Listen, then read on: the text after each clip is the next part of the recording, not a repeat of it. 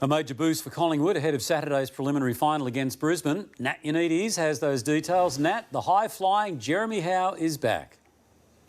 Oh, Tony, he got through Collingwood's main training session today and he will play his first game since being subbed out with an adductor injury back in round 23. So a major boost for the Pies. It does mean that Will Parker is going to miss out on the preliminary final against the Lions. Brodie Mychek has been named despite concerns he might be a bit sore. Mason Cox has also retained his spot in the side. For Brisbane, they're going to go into this match with an unchanged lineup after scoring a massive win over the Suns. So the only real selection shock comes from the Pies. They've avoided the temptation to name Bobby Hill for this match, but it doesn't mean that his season is over just yet. Bobby Hill has been flying, but the decision on his availability for Saturday was out of the forwards' control. Yeah, it was really difficult. I told him before training, just based on a lot of little things. It was a conversation that was hard for him to hear, but it's reality of where we're at right now with his preparation. Hill has played just one senior game in 13 weeks, but the Pies would still consider picking the 2023 Norm Smith medalist for that one day in September. He's progressing towards that. Like I mentioned that to him, just please, keep training well, keep turning up, keep being here, being present, and keep getting better every day, as we always say.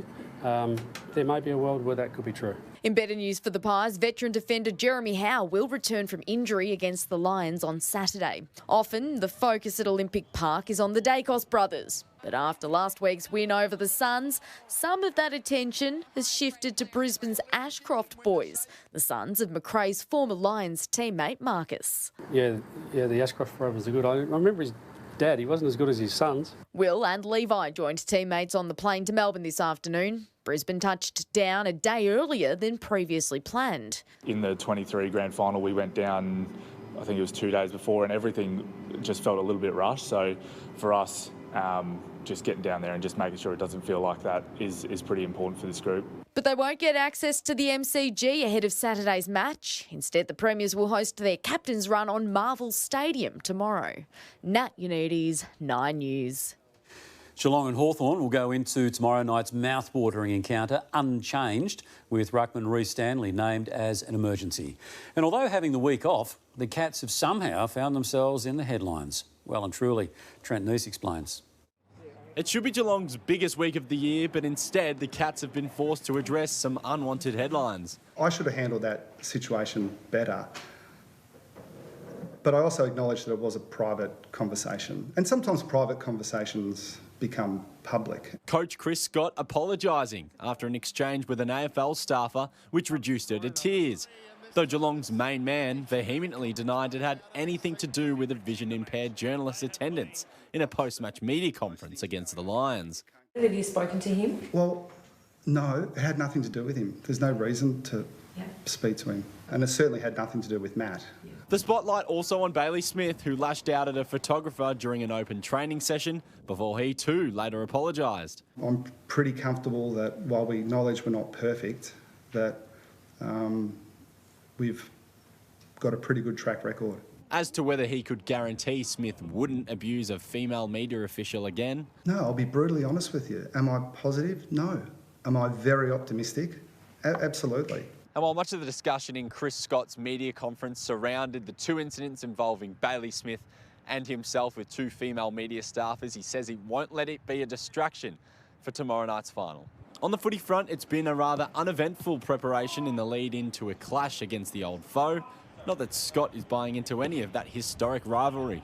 I barracked for Hawthorn as a kid, and like the 89 grand final was amazing, all that sort of stuff. But it doesn't shape the way I think about these games. Trent Neese, 9 News.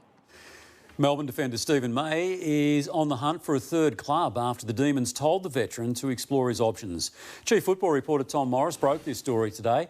Tom, this comes a week after the club appointed a new head coach. Yeah, there's no doubt that Stephen King's had a role in this alongside the rest of the list management team, Tony, but it is the first sign that Melbourne is looking to forge ahead without some of its Premiership stars in 2026. They told Steve May this morning that he should look for a new club. Now, I understand the Demons couldn't guarantee him senior games ahead of younger teammates next year. He is contracted, so Melbourne would have to agree to a trade, but given they are telling him to go, that shouldn't be an issue. Now, the Dogs are looking for a defender, but they're not interested in May, who turns 34 in January and was an All-Australian twice in 21 and 2022. Now, meanwhile, Jaidyn Stephen is keen to resurrect his AFL career 12 months after he retired. Stevenson has been speaking to clubs about a comeback. He met with Port Adelaide and has also spoken to Collingwood. And St Kilda's good off-season gets even better.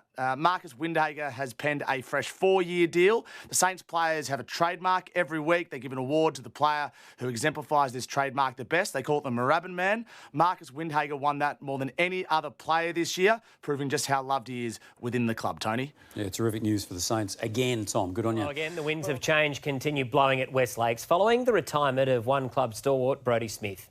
While he's the 6th list change this off-season, veteran Taylor Walker is still yet to make a call on his future, leaving one teammate in limbo. In no mood to discuss his future, while Taylor Walker weighs up whether to play on, Chris Burgess is yet to be offered a contract. Not yet. We're just waiting to see what happens. Is it all reliant upon Tex, what he does? Not exactly sure. There's a lot of things to play out and we'll just see what happens. But Brodie Smith's future is certain, having called time on his career.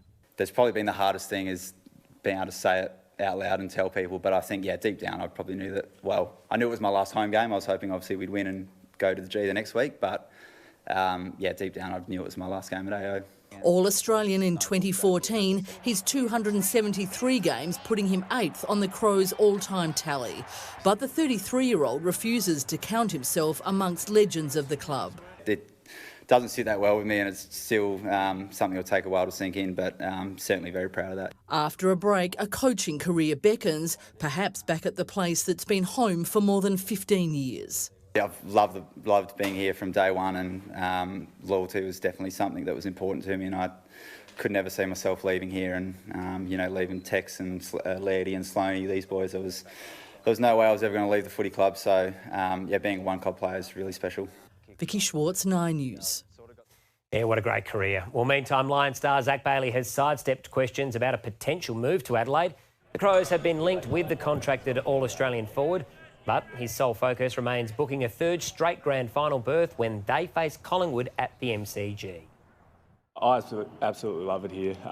For me, I haven't really given it too much thought. I think the next 2 weeks is pretty important for this club as a whole, and we've got a really big opportunity. So that's where all my focus has been. I've got another 1.5 years here at the club, so I think there's plenty of time to sort that stuff out. The Lions will take an unchanged side into Saturday's prelim.